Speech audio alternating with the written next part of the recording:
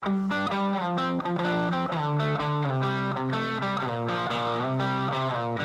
Ambitious Radio Network. Conversations with ambitious entrepreneurs and thought leaders.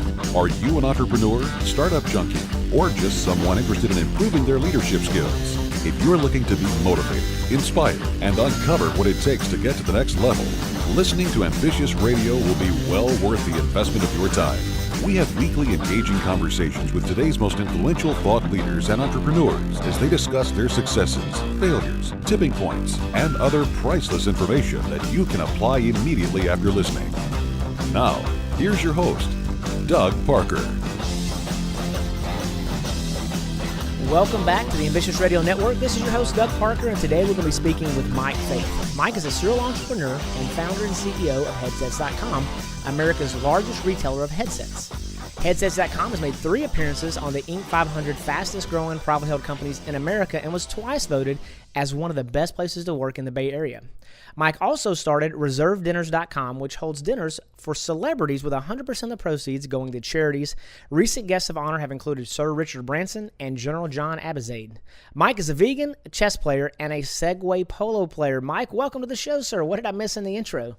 Hey, Doug. Thanks for having me on. Terrific. Really appreciate you having me on. Looking forward to chatting. I tell you what, I've followed you for years, and interestingly enough, at some point in the last few months, I had a headset. We bought tons of headsets with our company over the years from Headsets.com, and one of your employees absolutely just rolled out the red carpet, went over and above.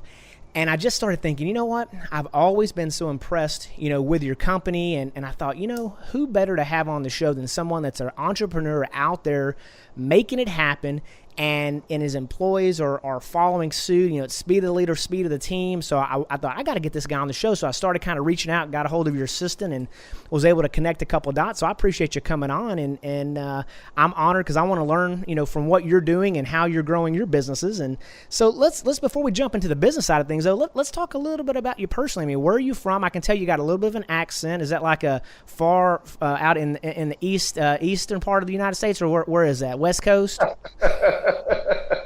Well, my accent's from England a long time ago, so I left England when I was 26 years old, and came to the US. And I'd always wanted to come here, and I've always lived in the Bay Area. So, and let me just back up. Thanks for being a customer, Doug. I really, really appreciate that. And I can't let someone say they're a customer without stopping and saying thank you, because you pay for the wages of everyone here. You've enabled me to be doing this business for 20 years. So always my appreciation to customers. Absolutely. Well, and I'll tell you, it's always good when both sides win, whether it's a marriage, whether it's a friendship, a business partnership, when the person that's the consumer loves the product, and when the other side enjoys the relationship as well. That's how they last for a long time. And so obviously you guys have some magic in the bottle, and so thank you for acknowledging that. So so you grew up in England, and I know I was kind of doing a little bit of research in the pre-show. I saw on LinkedIn it kind of has the different places you've worked and your education, and it was kind of gave me a little bit of a chuckle because it says education. It says hardly. I left school at 15. So what on earth made you leave school at 15? Well, I've never been good in the classroom, and I think that applies to quite a high percentage of entrepreneurs. It's difficult for me to sit and focus on someone else's agenda. So there's a little bit of it being the rebellion in me, and a little bit of it being the ADHD in me, and a little bit of it being that excitement that I want to get on and do my own thing. And at 15, I just decided I couldn't do any more school. And I'm not saying this is right or good, Doug. It just is for me. So I left and started working, and even now to this day, I'd love to go and do an MBA or something.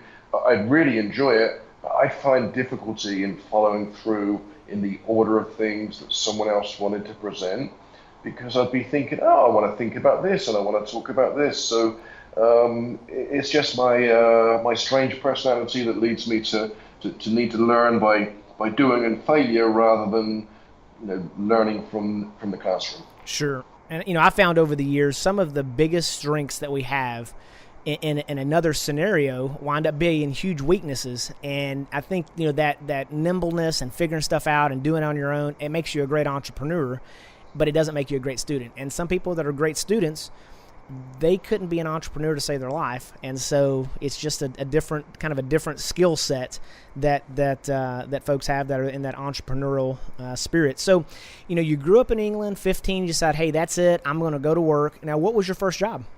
My first job was knocking doors, canvassing, selling loft insulation and window replacements and things like that, which I think was a great apprenticeship because I used to count down for every 100 doors you knock, you get one yes and you get 99 no's. So a no wasn't a rejection. A no was one step nearer to getting a yes. And terrific learning, I think, for business and for many parts of the world where the object isn't to avoid the no's, the object is to accumulate the no's until you get to the yes. Very good. That's a great way to put it, because so many people, when you're an entrepreneur, you're in sales, no matter how you slice it. You may have ascended to a little different level, but when you first start out, you are sales, you're the janitor, you're the bottle washer, you're everything, administrative, accounting. And so, if you're thin-skinned and you can't take that rejection, it can be really difficult. So I think that's very, very wise advice that you're giving people is, accumulate the no's, because that puts you that much closer to the next yes. Yep, totally. And I'm still getting a lot of no's nowadays and still getting nearer to yeses. I understand. Now, let's just talk about, kind of personal growth. I know that you said that formal education, not necessarily there. However, obviously, to accomplish the things that you've accomplished in life, you can't be a dodo. You got to go out there and make things happen. So are there things that you do to help yourself grow? Are you a reader, or do you like to watch TED Talks? Is there anything particular that you do to help yourself grow? Yeah, I think over the years I've read a lot of business books. I used to devour them, and I think as I've got older, for some reason I've lost some of my reading ability. I think Google News destroyed me because I could get the information I wanted in summary form quickly. So I tend to be, I've become more of an addict to the quick summary than the whole detail on things. But I'm a big believer in business books and continual learning. And so I've had many mentors over the years, such as Tony Robbins and Brian Tracy and Dennis Waitley, and some of these places where you can go to hear other leaders talk about what works and what doesn't work. I don't think any of them are necessarily totally right, but it's kind of food for the soul where you get to think and nourish and challenge yourself. So I don't know if I answered the question for you there, Doug. Was that? It does. I mean, that gives us an all-around deal where you like to read in the past, and now you've kind of changed a little bit, but you've had mentors that have invested in you. Now, when you talk about reading, I read somewhere one of your favorite books is The 5 Dysfunctions of a Team, Patrick Lencioni. Can you talk a little bit about that? Is there any particular part of the book that was your favorite, or anything that stood out to you? Yeah, I mean, I think it was a life changer for me, that one, and Pat Lencioni's work, I think, generally has really been a big influence on me. And in that book in particular, Doug, I think when I read that and I thought about it and I read it for the second time and I asked my team to read it and we talked about it, and I realized a lot about my own ability to be vulnerable with my team, and then for the team to challenge each other. And from that, I kind of developed this tendency to be very pro what I call professional tension, which is a team should argue and they should have conflict, but you have the conflict in the room, and when you go out of the room, you know what you've agreed on and everyone gets behind it.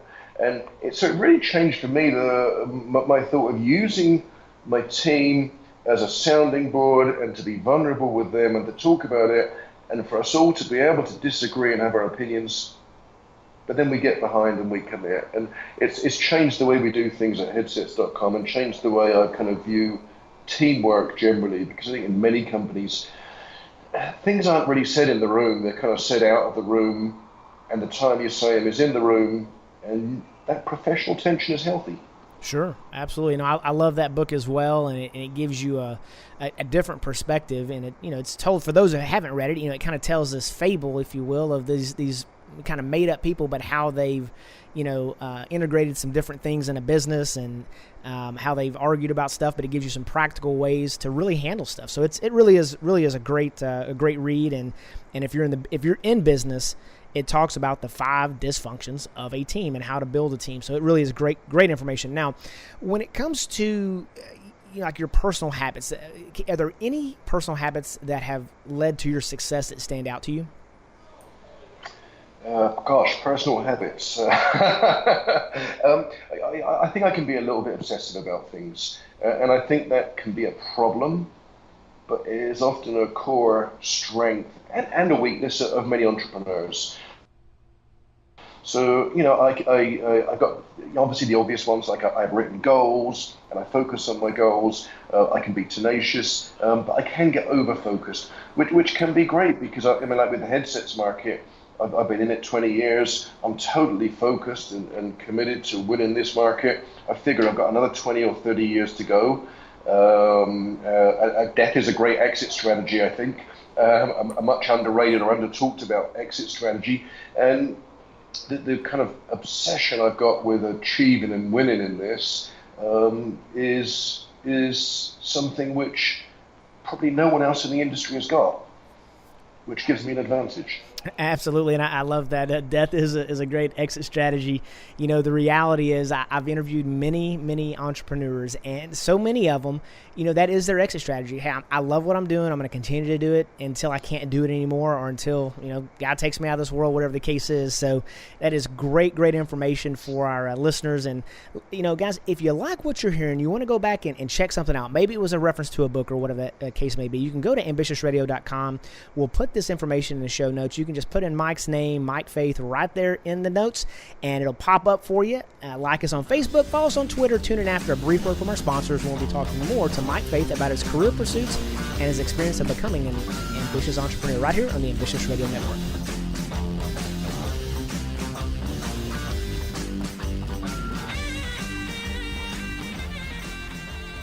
Another RepairMyCreditNow.com story. It's a day this family had dreamed of for quite some time. They were finally getting that brand new SUV. The salesperson at the auto dealership gave them the keys and told them to take it for the weekend. He'd prepared the documents and called them Monday morning. The kids had already installed the headrest DVD when the phone rang. Seems there was a problem with their credit they were unaware of. They'd have to return the SUV to the dealership immediately. Embarrassing, to say the least. www.repairmycreditnow.com. Hello, this is Doug Parker with RepairMyCreditNow.com. Do you have less than perfect credit, a repo, maybe some late payments, a collection account? Are they being reported accurately? Studies show that over 70% of Americans have inaccuracies on their credit reports. Where do you fit in? Go to RepairMyCreditNow.com for your free credit report evaluation. And remember, your credit is your future. If you want to get started now, log on now. RepairMyCreditNow.com. RepairMyCreditNow.com. www.repairmycreditnow.com.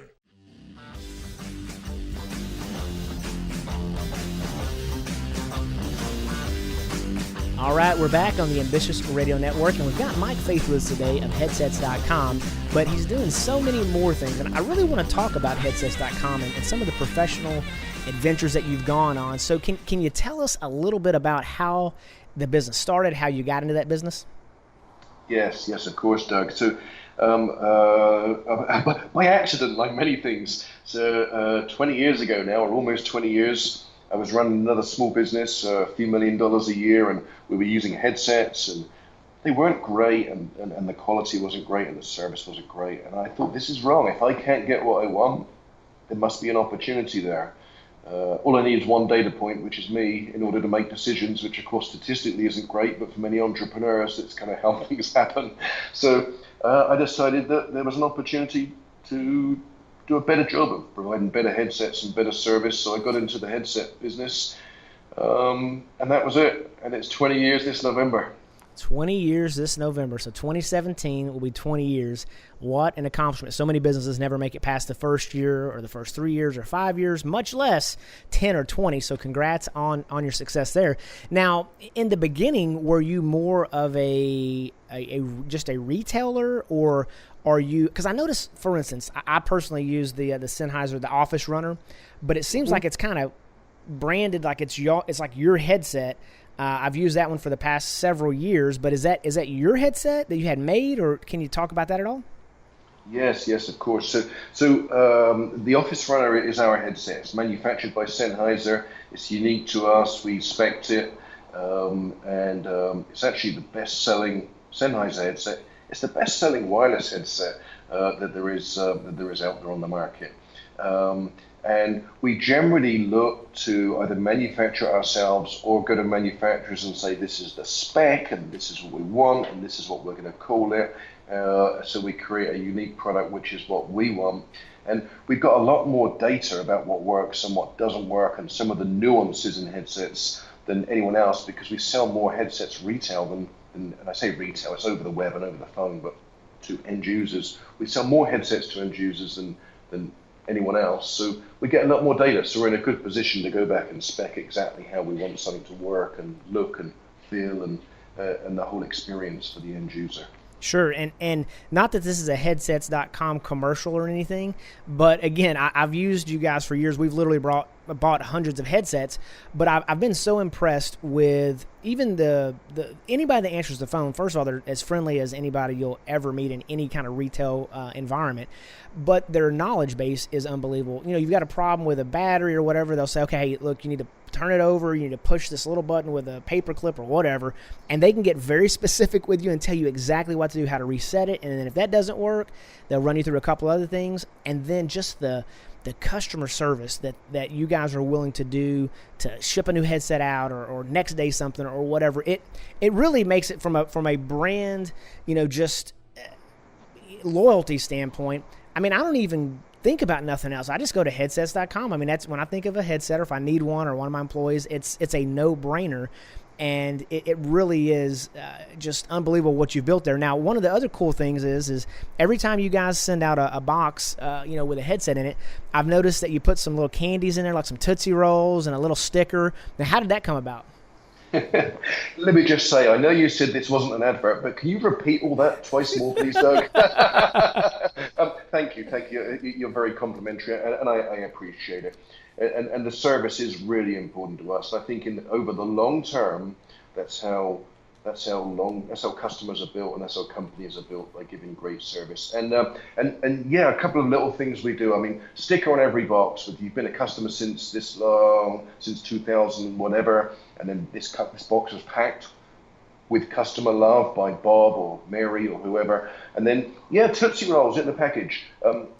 I think we found out someone else was doing that years ago, and I said, let's try it. My marketing manager said, I think you're nuts. Tootsie Rolls have got nothing to do with headsets. And I said, well, let's try it. So we split test. We do a lot of split tests. So half the packages had Tootsies, half didn't. And after about a year, we realized there was an uptick in those that had the Tootsie Rolls. So now we put them in every package.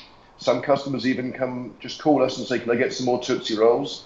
And we send them and for free. And then customers sometimes order and they say, can I have the vanilla flavor Tootsie Rolls? And someone in shipping, it's on the invoice, pulls out the vanilla flavor Tootsie Rolls and sends them to the customer. So it's just that little attention to detail and appreciation of something that's not necessarily relevant to the product. In fact, it's not relevant, but it just shows a little bit of extra care.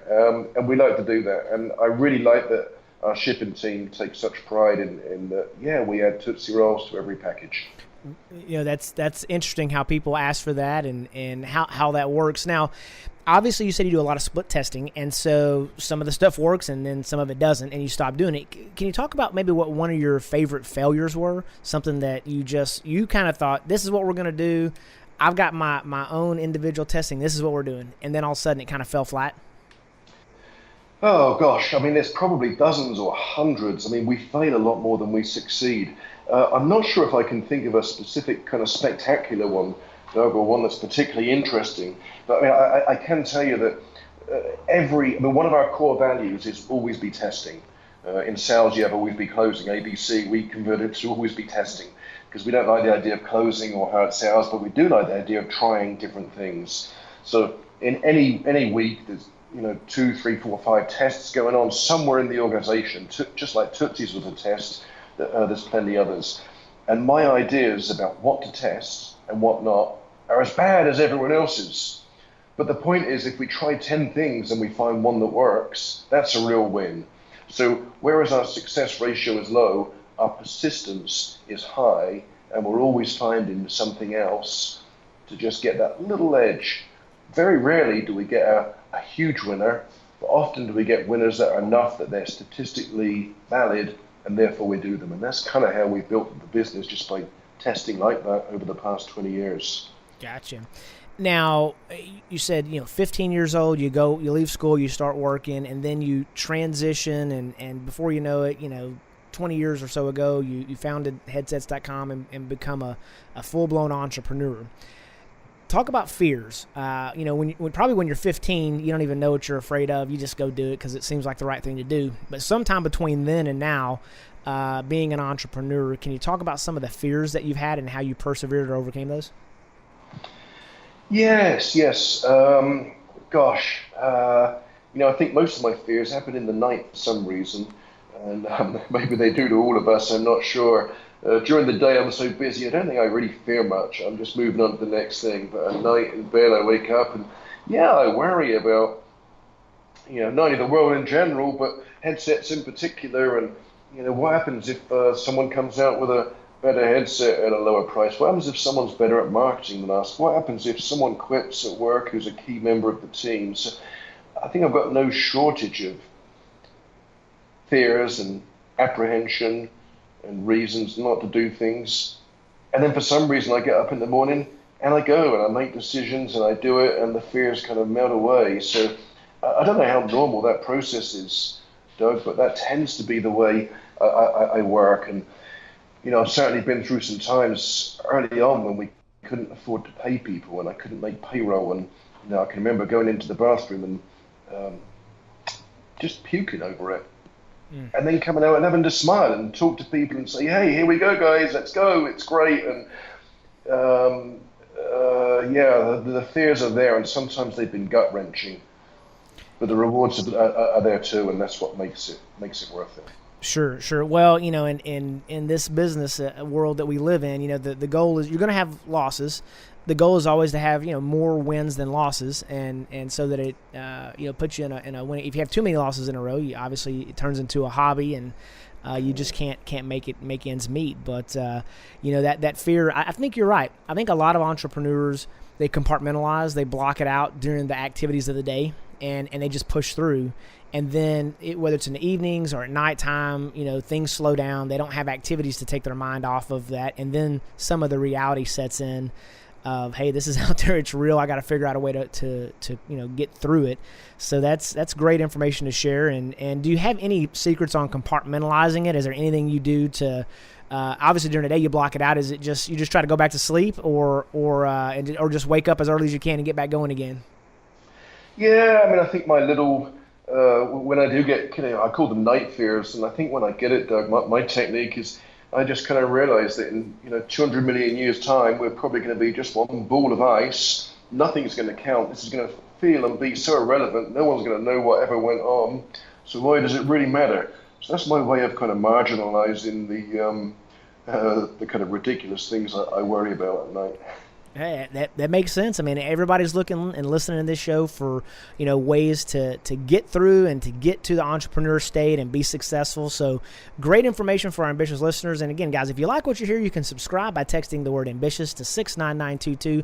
Standard messaging rates do apply. See the website for more details. And next, we're going to be talking more to Mike Faith about the ambitious things that he's doing right now and what's next right here on the Ambitious Radio Network.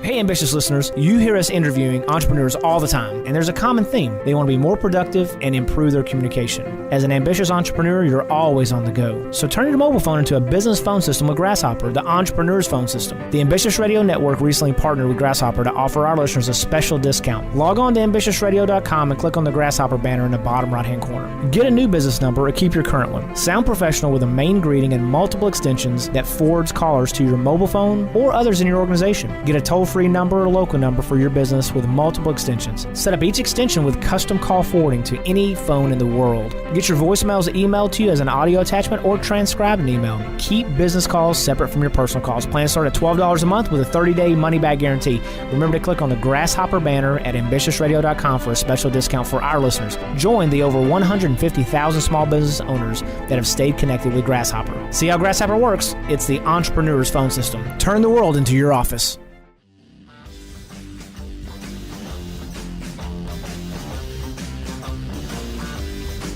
All right, we're back on the Ambitious Radio Network, and today we're talking to Mike Faith of Headsets.com. He's got a lot of things going on. He's a serial entrepreneur, and in this segment, I really just want to kind of talk a little bit to you, Mike, about, how do you go through making those decisions and being focused on what you need to be focused on, obviously Headsets.com, but then, you've got the dining experience, and how did you come up with that? And then what other things are you working on, and how do you stay focused while you're multitasking? Yeah, thank you, Doug. And I think staying focused is often an opportunity or a problem for many entrepreneurs. And in my 30s, I think I had that challenge a lot, but whether it's come with age or whether it's come with just excitement about my business, I'm not sure. But I find it a lot easier nowadays, and I'm pretty singularly focused. So Headsets.com takes up 90% of my work and business life, and I'm pretty good at declining distractions, whether they be slightly related or completely different, because I'm totally absorbed in the business and what I do. Aside from that, I've got a couple of board positions in other companies, and I enjoy that. I learn a lot. I find it's a way for me just to get outside the business a little bit and hear what other people are talking about in different industries, and come back with some fresh perspective and thinking.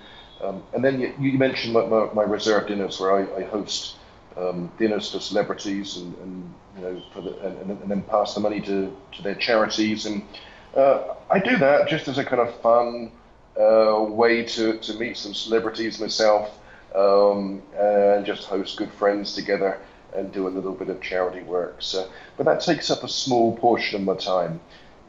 Pretty much from when I wake to when I leave work, I'm good at just doing the 8 or 9 hours a day now. I no longer do the 12, 13 hours that I used to, or rarely do I do it now.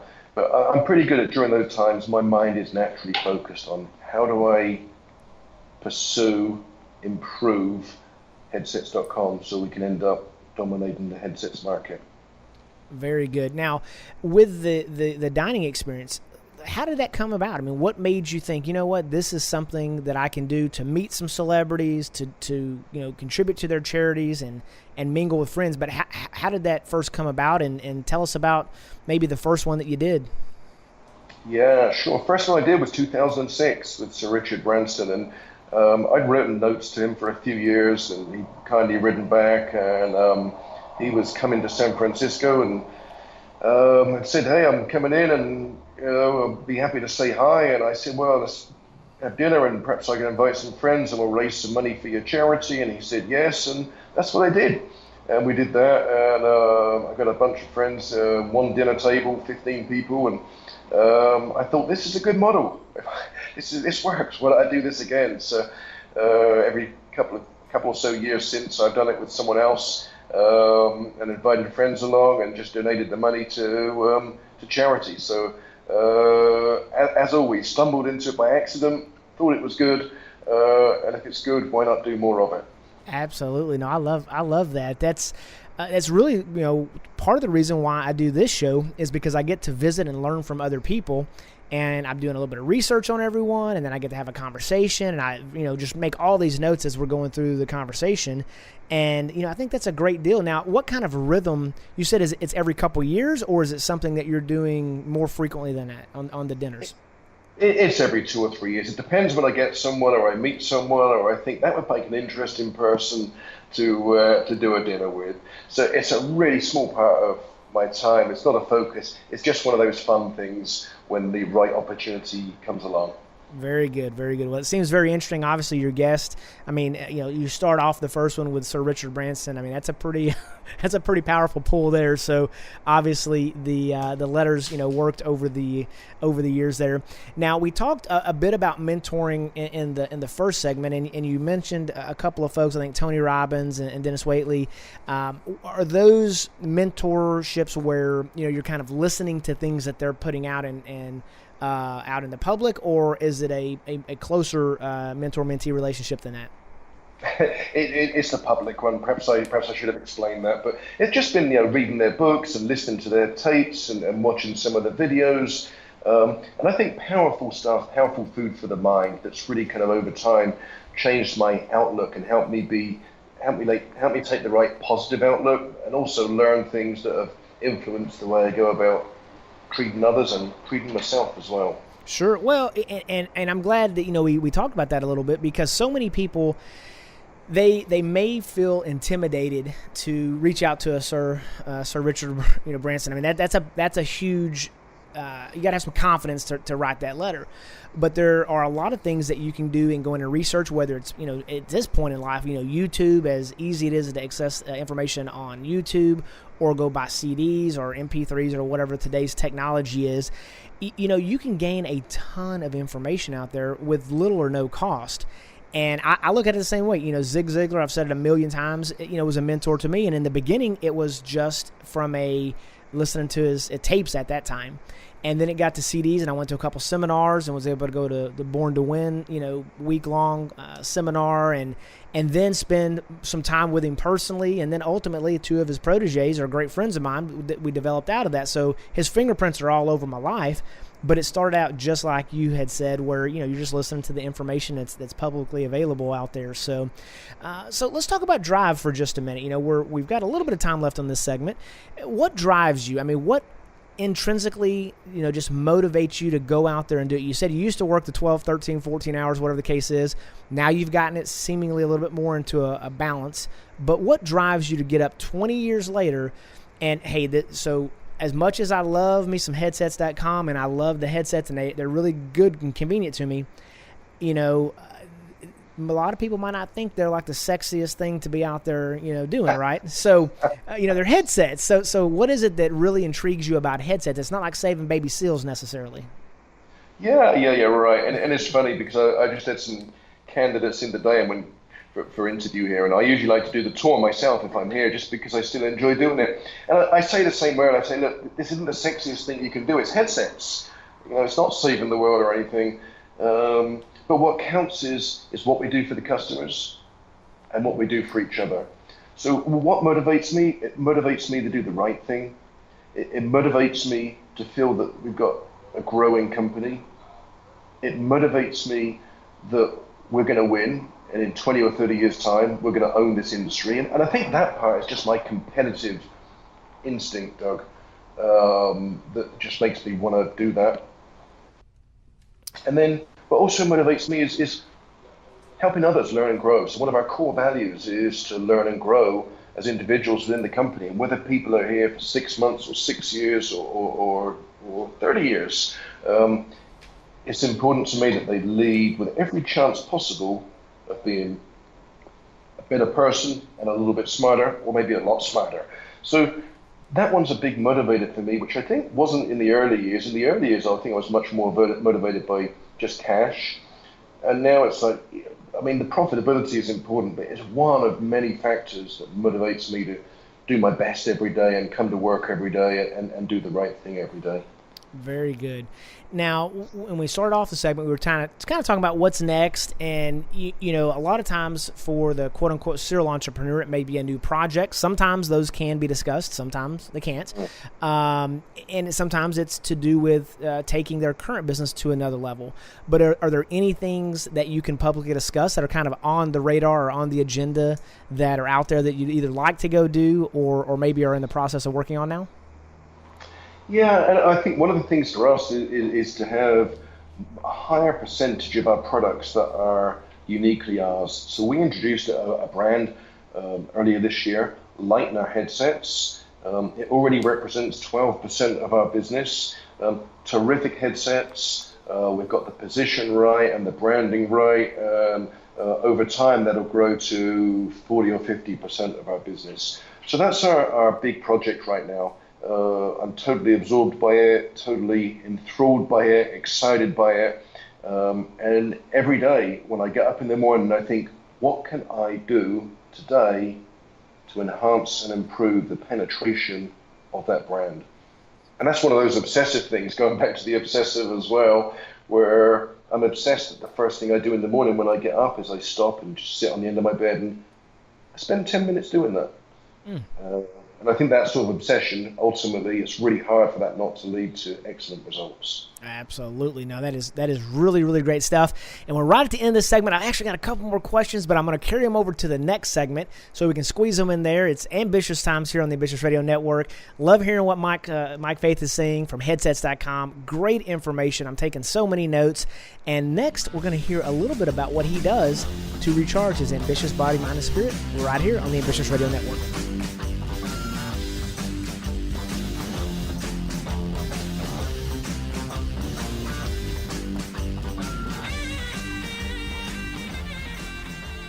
Hello, this is Doug Parker, and I have been working with loan officers for over 2 decades. And if you're looking for a new mortgage, I want to introduce you to Jeff Janash. He's with Town Square Mortgage. This guy's got programs for every situation, whether you're self-employed, you need down payment assistance, a cash-out refinance for debt consolidation. They can even do jumbo loans with 10% down. Rates are very competitive. Their service exceeds expectations. They're 2-time 5-star professional award winner. Very quick turnarounds. They can actually get loans closed in 3 weeks. A great program to be part of if you want to get in, get out, don't want to play a bunch of games. These guys are here local and can take really good care of you. I've known Jeff for many, many years, and he's actually available after hours. Give Jeff Janash a call, 972-292-7599, or you can go to tsmlending.com. That's tsmlending.com. T like town, S for square, M for mortgage, lending.com. Town Square Mortgage, 17300 Dallas Parkway, Suite 1030, Dallas, Texas, 75248. NMLS ID 169224.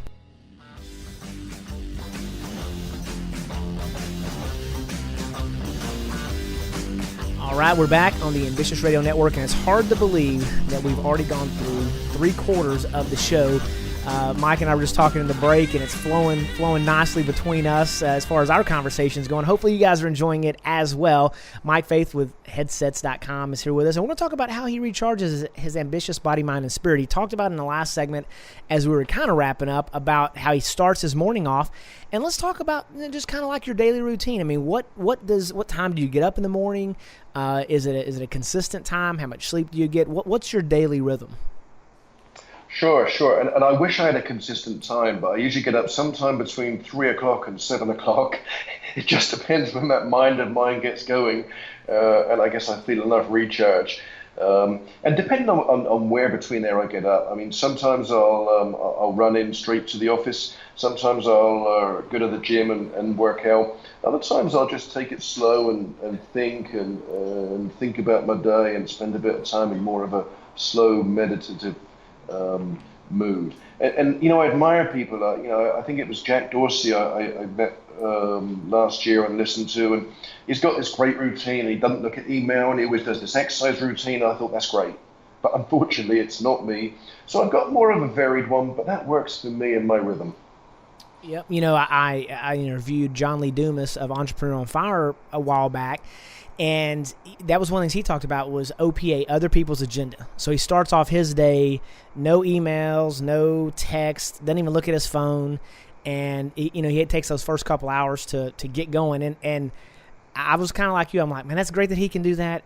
For some reason, it stresses me out not to have my head wrapped around kind of what's going on and see if there's any fires or any emergencies that need to be put out or whatever the case may be. Now, in this segment, it's just kind of a loose segment. I mean, we're just kind of free balling here on whatever you want to talk about. Now, so as far as relaxation, do you watch TV? Do you have favorite documentaries or movies or anything like that?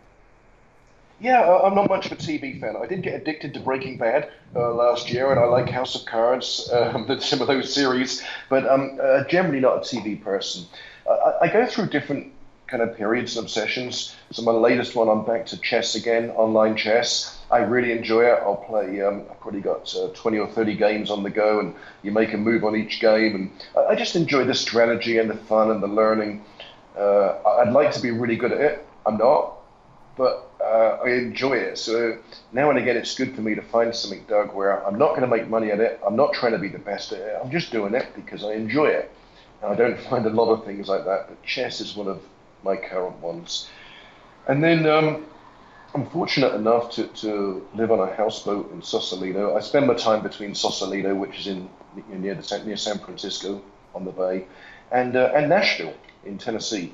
And I love living in both of those places. And both of them, I live in kind of communities where I've got people and friends and stuff to do, and I can walk to places nearby.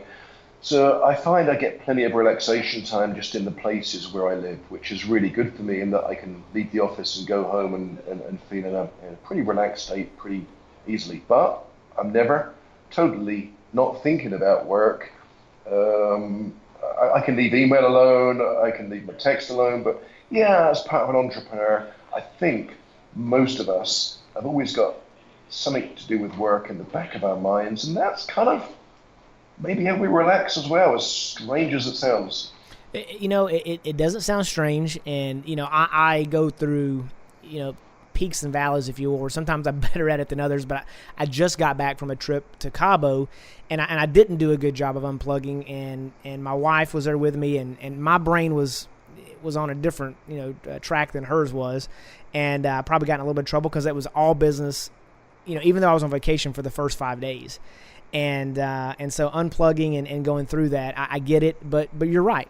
Our brains are always thinking. It's kind of having these aha moments in the middle of nowhere that, it just kind of connects and things kind of come together. Now, when we talk about that work-life balance, it sounds like, at this particular moment, you got a pretty good grip on that, which is great. Some people I talk to do, others it's out of control and just is what it is, as they say.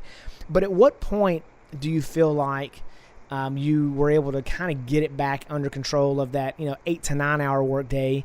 And what was the paradigm shift? What was it that occurred? Was it staff that you put in place, or just letting go a little bit, or do you recall? Yeah, well, I think I do, Doug. I mean, it's funny, we look back over these things, and sometimes they occur years ago, and the picture we build in our minds about what happened can be different than reality. So I can tell you what I think it was, and I'm 60, 70% sure.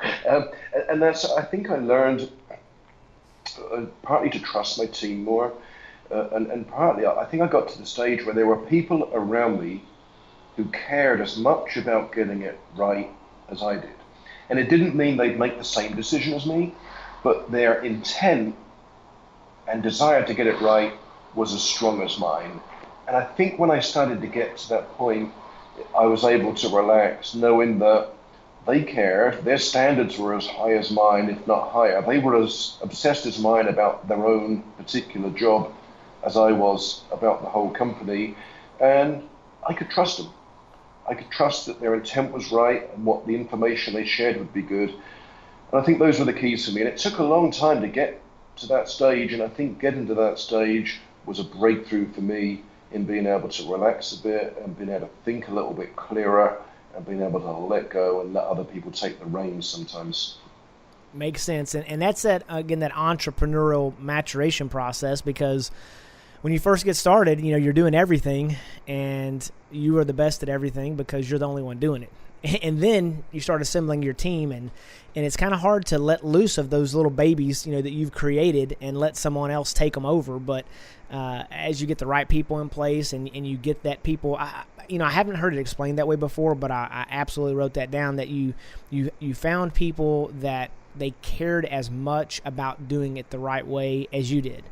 And, it may have been a slightly different way to get there, but at least they care as much as you do, which makes a huge difference. So that's really great. And for entrepreneurs out there, and like I said, I am personally struggling with it right about now because I'm just a little bit over, working a little too much. But you got to find those rhythms. Find ways to do it, because you don't want to burn out and then not enjoy what you're doing, and then everything else suffers, from that point. You either lose your employees, your good ones, or your customers, or whatever the case may be. So, we've got just a couple of minutes left, and we're wrapping up.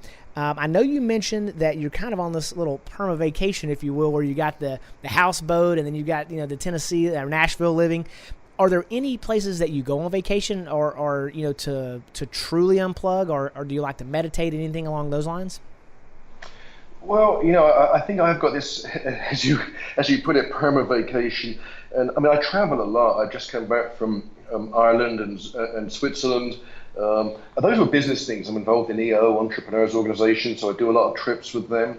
Is it work? Is it vacation? It's a good mix of the two, which I like. I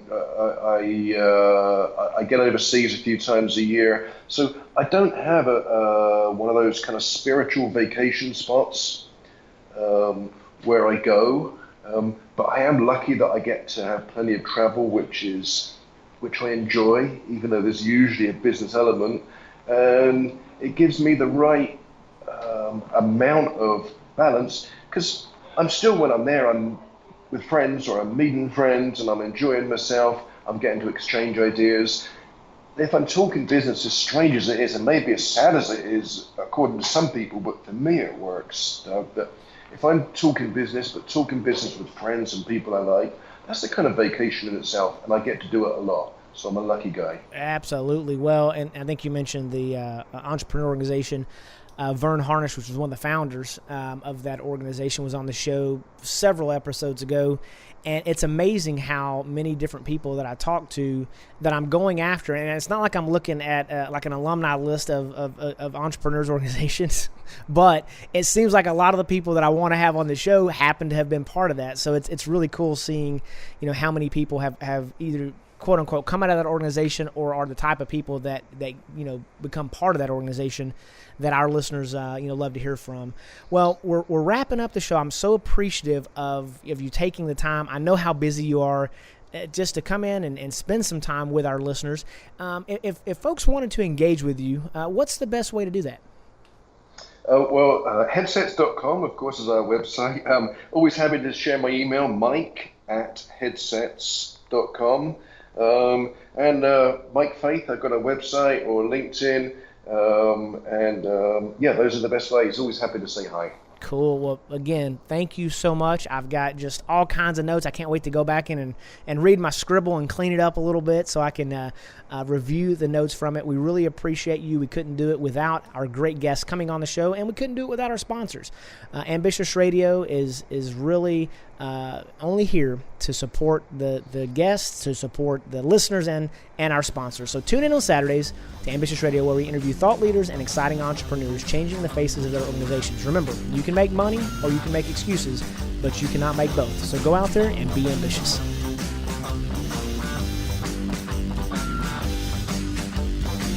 Thank you for listening to the Ambitious Radio Network, hosted by serial entrepreneur Doug Parker. Join us weekly as we have engaging conversations with ambitious entrepreneurs and thought leaders on topics that can be applied immediately after listening. Like what you've heard? Listen to other interviews at ambitiousradio.com or subscribe on iTunes.